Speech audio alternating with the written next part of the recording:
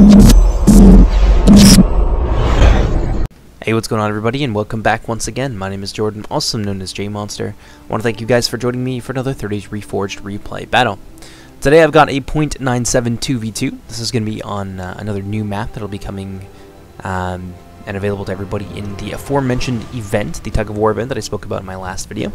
And it's another Mirkwood map, as you might have already guessed by the overabundance of trees. There's currently a lot of trees. I might try and get rid of a fair amount of them, just to make things a little bit more, a little bit easier to read the battlefield at a glance. But you know, we'll see. It's part of the challenge of playing on these maps and in this theater is the fact that there's a lot of tree cover. But in any case, let's take a look at the army comps now, and then we can jump to the replay itself. Hope you guys enjoy it. So the first army we're going to look at today is the forces of Gondor, being commanded by Mech FFA Muffins. And he's actually the one who sent in the replay to me, so a big thank you to him for supporting the channel. But in any case, he's brought some Marines of Pelargir, I think two units of them, maybe just a single unit of Marines. He's got some Ramesek Garrison archers out front. He's going to be facing off against the Dwarves, so he hasn't really gone quite heavily into his skirmishing line, his long-range skirmishing line, that is. Back here, the main line consists of Gondor infantry, I believe about 3 units of them. He's got some Fountain Guard mixed in there as well. And he's got some... where are they? I think we might have missed them. Forebears of Valakirka are in there somewhere. Ah yes, here they are. So we've got at least 3 to 4 units of the Gondor infantry, fully upgraded, by the way. Looking real sexy there with Taro's new models. Quote-unquote new models. He's also brought 2 units of the Valakirka, the Forebears of Valakirka, who are pike units. Gondor can bring pikes, and their pikes are quite good. But they can only bring them in fairly limited numbers, and that's going to be even more true in patch .97. With the previously named Guards of Osgiliath shrinking down from 160, I believe, to 120, but they have been made more elite. They have better morale, and they do more damage, so it's a trade-off. Whether it's one that will satisfy everybody remains to be seen, but I found them to be a little bit more stout. They don't run quite so easily. Oh, what do you know? We got a second company here of the Marines of Pelargir, a second company of the Fountain Guard, and at least 1 unit, I would say. I think just 1 unit of the Axemen of Lasarnak fully upgraded. And they look damn sexy. Look at that. I also brought some Sentinels of Heirluin, and I'm positive there's a Mithrandir's Retainer Bodyguard hanging out in here somewhere. I believe he's also got 1 unit of Gondor Cav, so a little bit of Cav. A fairly versatile Cav wing, I would say. He's brought about 1 of each. But yeah, that's all you really need. It seems like he's going to try and win an infantry fight, which against the dwarves is not always advised. But hey, we'll see how it works out for him. And what do you know? He's got a second company here of the Axemen of Lasarnak, so a really formidable army. Definitely infantry heavy, and not a lot of long-range skirmishing power. But against the dwarves, that's going to be exactly what you want to have. Meanwhile, over here we have his ally playing as Umbar. We have Stain of the Dark Cloud, one of the lead developers for the mod. And he's brought a ton of Corsair Pikemen, and he's mixed them in, the lower quality Corsair Pikemen, with the Alcarondas Legion, who many of you will know as the Casimir's Legion. They are locked morale and higher melee defense, a little bit lower on the shield value, but they have good damage and, yeah, as I said, exceptional melee defense. So all around, it's an interestingly balanced unit. Over here, got the Belgier Footmen, 1 company of them. I think the other one is hanging out. So over here in the forest, he might be hiding somewhere. Out in front, got some Corsair Archers, 2 units of the Corsair Archers, and it seems like Stain of the Dark Cloud has... oh no, he's actually deployed some back here, so they're not hidden. So we've got some Warlords of Umbar, very strong knight unit, another company here, the Belgier Footmen, and some Alcarondas Faithful, 1 of 2 cavalry units, that 3 actually, that Umbar can now bring. And I wonder if we can see the other one. It's here somewhere. Oh, got some Casimir's Rangers as well. Gonna be particularly useful against his opponent, Cardolin. I know he's got a unit of Numenori Lancers. They might just be hiding somewhere in the woods. Oh, no, never mind. Aha! Here they are. So that does it for the Umbar army. Let's go ahead and see what their opponents have brought to the battle today. Just across the field from Umbar, we have the forces of Cardolin, one of their light-aligned brothers from the north, and they're going to be played by Angsvitz. He's brought some Minas Tirith Archers, 1, 2, maybe just 1 unit of Minas Tirith Archers, at least that I can see so far. Another cost-efficient front line. This is going to be the battle of the flunkies, essentially, on the front line, with the exception of the Alcarondas Legion. Got some Greenwatch Garrison Footmen here, mixed in with a ton of Greenwatch Garrison Spearmen. So altogether, this front line maybe cost him like 3, 4,000 florins, so not bad. Not bad for the amount of troops he's able to bring. Oh, here we go. The second company of Minas Graythlin Archers hiding in the tree line. And they're backed up with another company of Greenway Garrison Archers. 2 companies, I'm positive, of the Minas Graythlin Sharpshooters.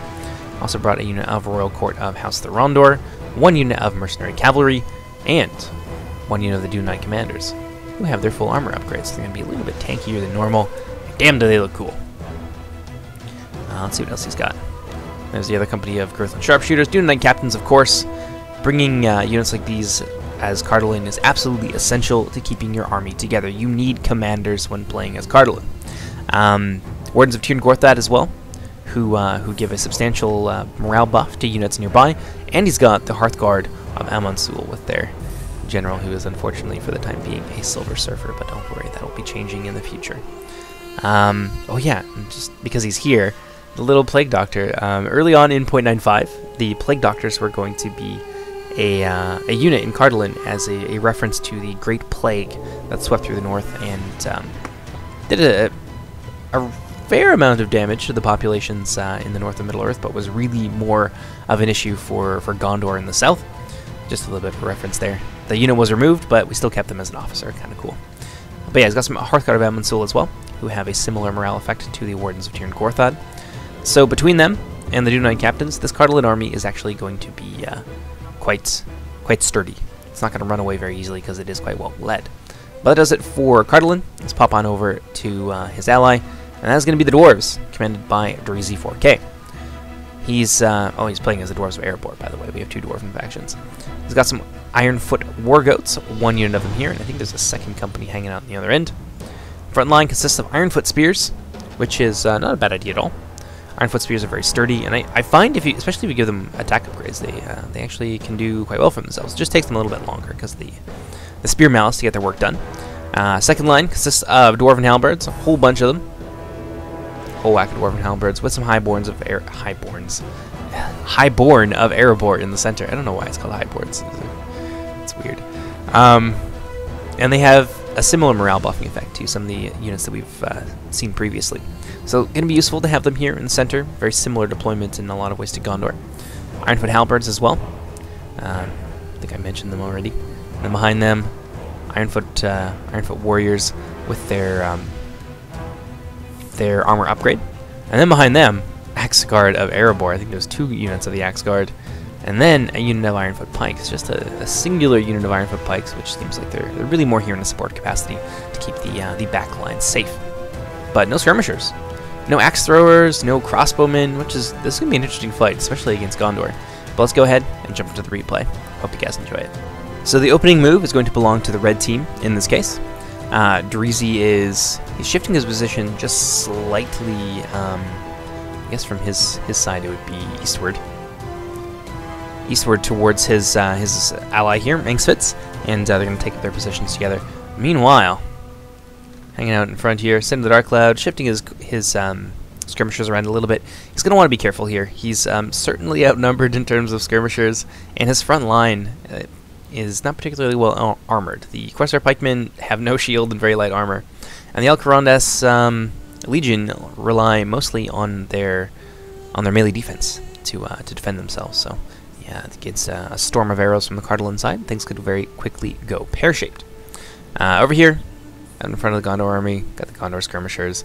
They're not too interested in moving forward, I think, against this massive dwarven phalanx, and I don't blame them. It's going to be an interesting fight, though. As I mentioned a little bit earlier, there's only a single pike unit on the dwarven side, so against the front line of Gondor stiffened by pike units, that could be a tough one, depending on how Dreezy wants to play this. Pike formations are notoriously inflexible, so if Dreezy decides that he wants to split his forces and try to envelop the wings and then crush the center that way, thereby avoiding running headfirst into a pike wall entirely, it's a valid strategy, and it's one that I've seen work many times before in patch 0.96 and beyond. So it'll be interesting to see how Dreezy approaches that and tries to make up for that particular shortcoming of his army comp. Now over here, it's just a little bit of lag. It's just a little bit of just shifting around, sizing each other up, as tends to be the case. I found between veteran players, people especially Inkfits. Inkfits and I have a very similar playstyle, I feel. So he's probably going to take his time here. So what I'm going to do is fast forward just a little bit, and I'll see you guys in just a few moments.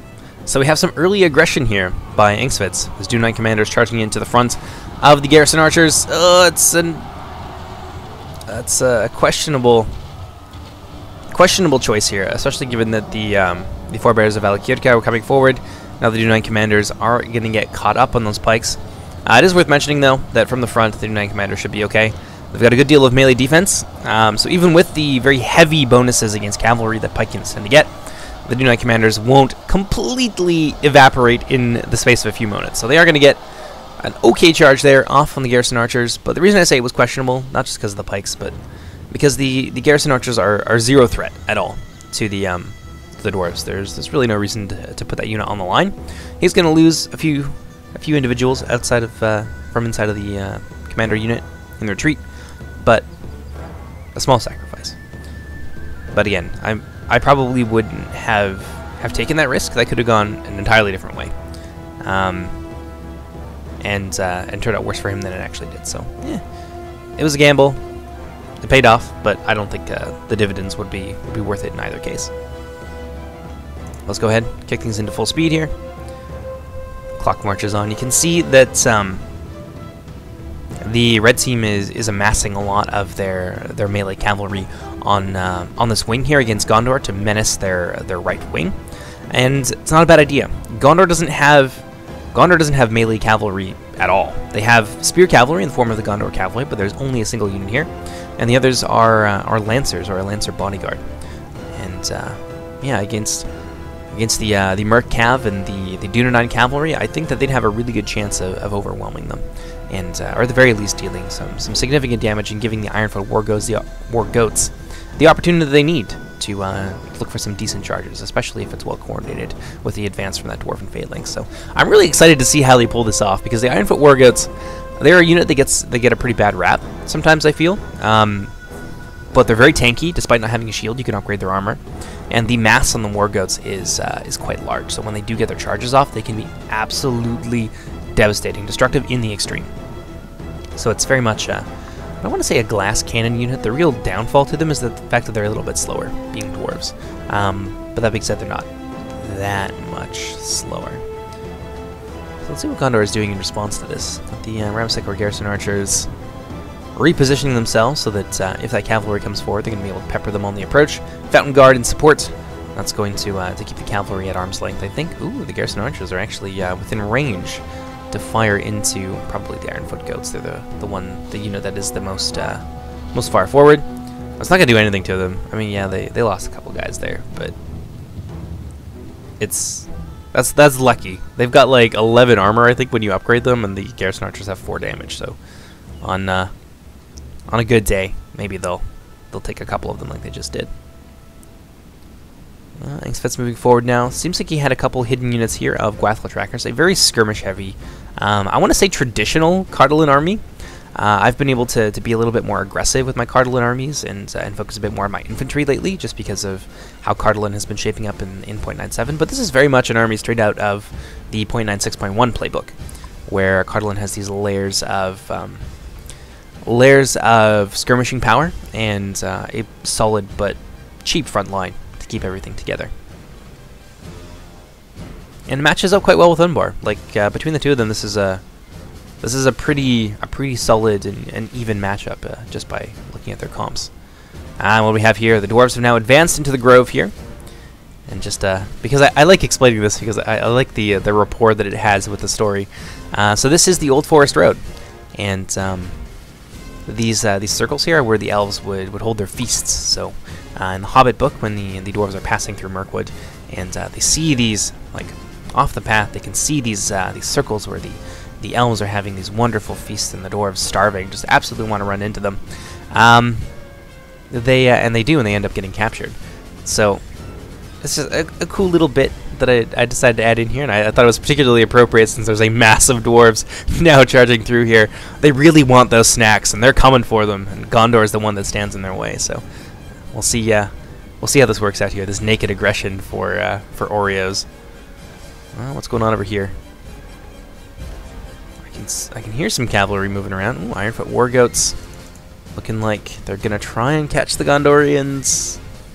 Well, they want to catch the Gondorians by surprise, certainly. Put those Fountain Guard out there, and it seems like Angsvitz has pulled off some support, maybe? Nope, Duna Commanders are still there. Mercenary Cav is still there. Still poised to jump on Gondor's right wing once the assault begins. Yeah, things are about to kick off pretty mightily here. You can see the other unit of Ironfoot Wargoats having positioned themselves close to, but just far enough from the Gondorian line that they're going to be able to stay out of danger. And in any case, the paltry amounts of long-range skirmishes the Gondor have don't pose too much of a threat. On, here we go. Dwarves of Erebor advancing in. The Marines of Pelargia over here, already set up. Looks like they've already tossed a volley. Yeah, we can already see the halberds. Halberds are certainly going to be the target. They would definitely be mine if I was Gondor in this case. That armor piercing is a big threat. Ooh, yep, there it is. Devastating, absolutely devastating. And they're gonna drop a second volley coming in. Another 15 at least are gonna die off of that.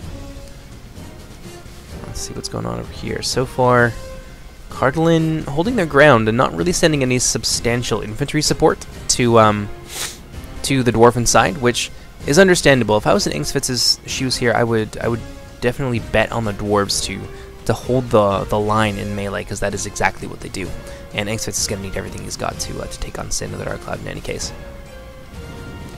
Charging forward here, Dwarven Phalanx, Ironfoot Spears leading the way. They're going to be coming up against the Fountain Guard. Ooh, a nicely timed charge here by FFA Muffins to disrupt the Dwarven advance with his Axeman of Losarnak, and now the Fountain Guard will be able to advance into that blob fight.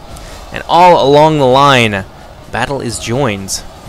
Dwarven units charging forward, although they are certainly thin on the ground here closer to the Dwarven left wing. He's going to follow up this charge with some X-Guard of Erebor.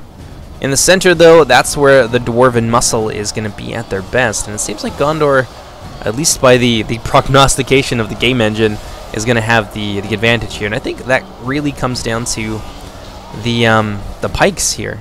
Now, the Ironfoot pikemen are moving in there, and that's going to certainly help them out a lot, but there's this big mass of dirty dwarves that they're going to have to push through in order to bring those pikes to bear against the enemy front line. And in the meantime, dwarves are going to die. Let's see what we got going on over here. Ironfoot Wargoats charging into the Gondor infantry. Really doing some damage to them there. Lost about a fifth of the unit. That's okay. They're going to follow that up with a really nicely timed charge here by the Axe Guard of Erebor. Ooh, that's going to be ugly. Sentinels of Hirluin are nearby.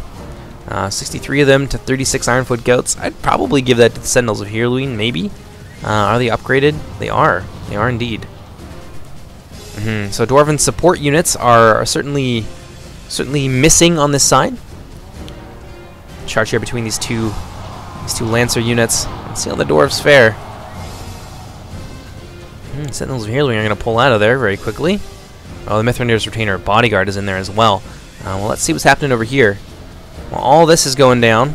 Mercenary Cav have been brought forward against the Gondor Cavalry, and it says that they're winning, but I would give that to the Mercenary Cavalry in most cases. And maybe the Gondor armor upgrades are going to be what change things around. Dunite Commanders have managed to skirt their way in behind the line, and that can be a big problem for Gondor.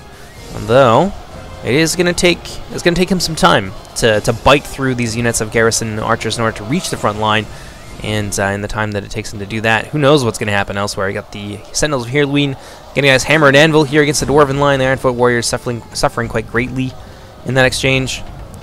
Mithrandir's Retainer's Bodyguard, who have run afoul of the Axe Guard of Erebor, definitely not where Muffins want them to be, but that seems like a small contingent rather than the whole thing. Where are the Dwarven Cavalry? Now, Sentinels of Hirluin have managed to get behind the line. They've not really taken a lot of damage in combat with the Ironfoot Wargoats. The Wargoats are still kicking, though. 26 of them being chased around by the Mithrandir's Retainer Bodyguard. They need to be brought to bear against the back lines immediately. And it seems like that is going to be the case here. Dunite Commanders still cycling charges in and out. Ironfoot Wargoats on this side doing the same thing. I want to see how well these guys do here, though.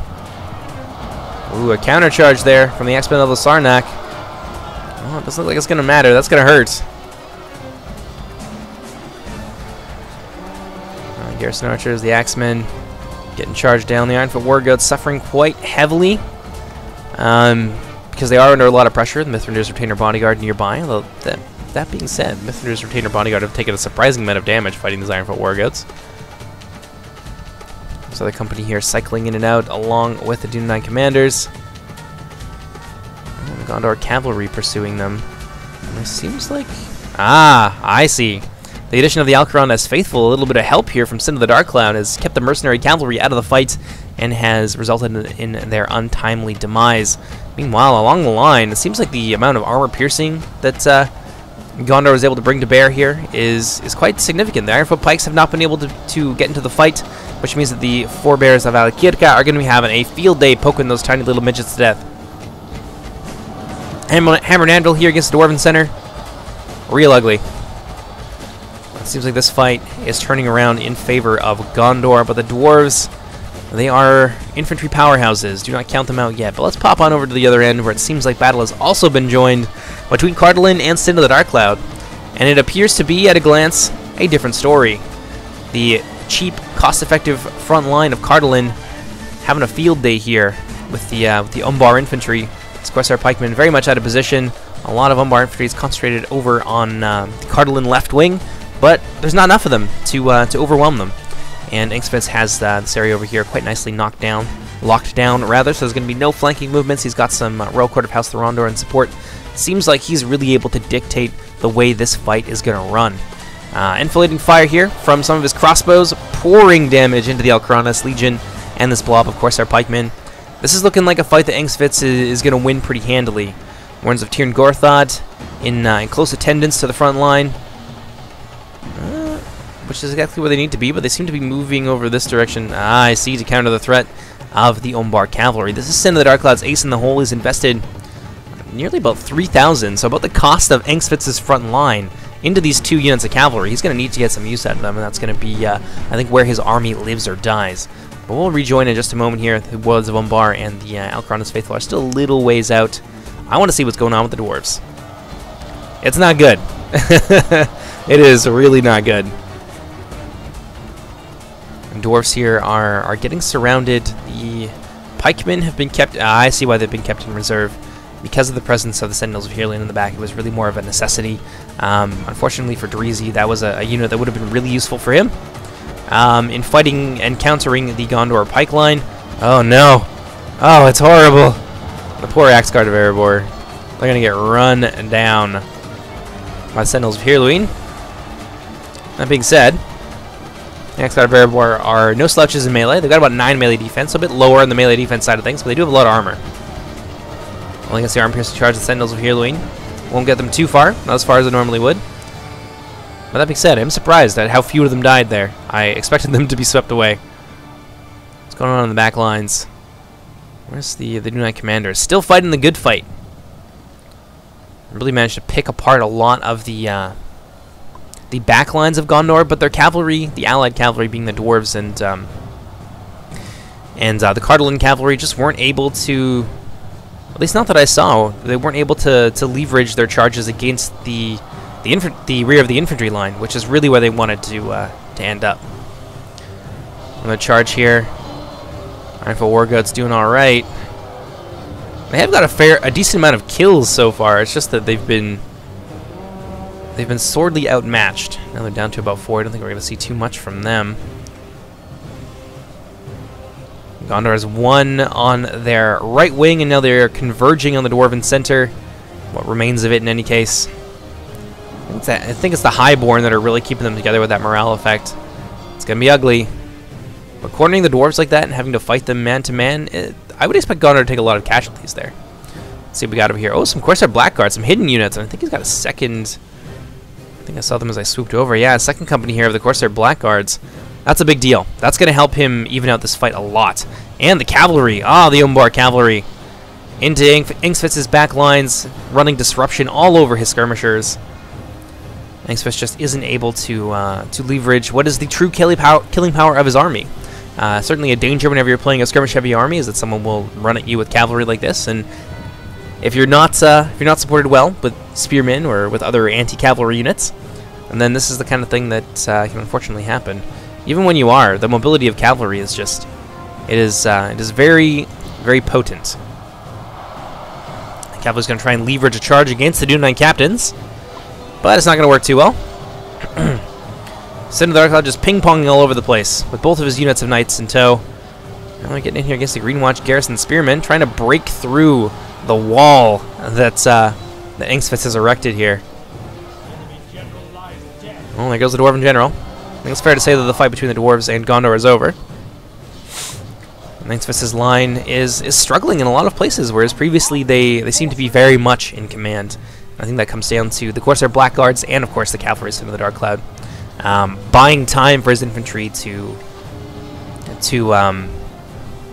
basically grind down the Cardalin line through attrition. Ooh, Numenorean Lancers running around back here, being a nightmare. Belegar Footmen have somehow managed to break their way through. What happened to the pikemen that were over here? Oh, I have no idea. There was a unit of Greenwatch Garrison Footmen over here. Engsvitz is trying to conserve his Minas Tirith sharpshooters because they are a nasty unit, and actually his heavy infantry corps in addition too. Once they've used their ammunition, I imagine they're going to be focusing down the Warlords of Umbar, along with some support here from the Royal Court of House Thorondor. Yeah, you can hear those crossbow bolts singing into the rear of these knight units, who are now heavily reduced. About 6 of them in total. But I would wager to say that the damage is done. Ah, I see. This is where the Greenwatch Garrison Reserve Company came in. Fighting against the Belegar Footmen here. They're going to find themselves surrounded, though, as the Umbarium have managed to break through Engsvitz's left wing and his right wing, and now his center is very much in danger. Although I would say that there is no more center to speak of. Of course, our Blackguards now focusing down. Ah, the Hearthguard. Painful. It's gonna hurt. Yeah, and I believe in this iteration, the Blackguard have more damage and ammunition than they're supposed to have as well. So they're gonna be able to pretty well destroy this unit of Hearthguard of Amundsul. But once 197.97 comes out, that will probably not be the case. Minas Tirith sharpshooters trying to answer back. But of course, our Blackguard have they have done their damage. Look at that. It's a lot of dead Hearthguard. That would have been a really important unit to have. Moving into this this final fight here with what remains of Umbar. It just seems like complete chaos. Bedlam here beneath the boughs of Mirkwood. Warrens of Tirn Gorthon. I don't know what they're being shot by. Maybe some Corsair archers, probably. Minas Tirith archers and everything that Engsvitz has left being thrown into his front line. Doom Knight captains have fallen back. Engsvitz is making his last stand here in the tree line as more and more Umbar reinforcements pour in. Belegar Footmen here on the verge of routing. See if Engsvitz is going to be able to send them packing. That would be a huge boon for Engsvitz. Still a possibility. Engsvitz getting in there with some Greenwatch Garrison Spearmen. If they charge into the rear, this could be all she wrote for these Spearmen. This could evaporate a significant portion of the Umbar line. Although it might not matter. There's enough reinforcements moving in now. Yeah, I don't think they're going to go anywhere. I mean, everything that's left of Umbar just piling in here. But I think Engsvitz has this, if he's just fighting Umbar. I don't know where Gondor is. Oh yeah, speaking of Gondor. Ragtag remnants of their army emerging from the tree line can only spell disaster for Engsvitz. But if this is a 1v1, I think that this would be a fight that Engsvitz could win. Just because of how much of his sharpshooters he has left. Or I suppose I should say had left. The Gondorians have been back here doing work against the Minas Tirith sharpshooters. That would have been the ace in the hole that won Engsvitz this fight here against Umbar. Especially with how blobbed up Cinder the Dark Cloud's army was there, they would have been absolutely massacred by those crossbows. And then would have to deal with some armor-piercing heavy infantry after the fact. So, not a very close game, but still one that I think was interesting. We certainly saw some errors, I think. One of probably the most important was the fact that the Red Team was not able to bring their cavalry to bear against the rear of Gondor's line. If they were able to just run those hammer and anvil charges unimpeded, then Gondor probably would have evaporated, or at the very least been destroyed quite quickly. and maybe it would have evened out that fight against the dwarves, so there wouldn't have been a Gondor army, there wouldn't have been maybe Gondor cavalry either being brought to bear against Engsvitz's line, and maybe that would have turned the game around. Maybe Engsvitz would have been able to use his crossbows to focus down some of the Dark Cloud's blob of infantry. I don't know. Would have been closer, but I think that was probably one of the biggest problems. Second largest would be the lack of pikes on the Dwarven line. At least pikes that they could bring to bear against the front line, because as we saw, Dreezy had to keep his single pike unit in reserve to ward off any hammer and anvil attacks from the rear. So it was a tough fight. I think if the dwarves had more if they had more pikemen, then they'd have been okay.